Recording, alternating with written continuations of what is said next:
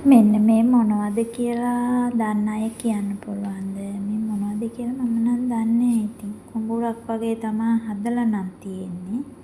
වතුරත් හරවනවා. තන වර්ගයක්ද මොනවද කියලා මම නම් දන්නේ නෑ. අබ්දලි වල තියෙන්නේ මේ.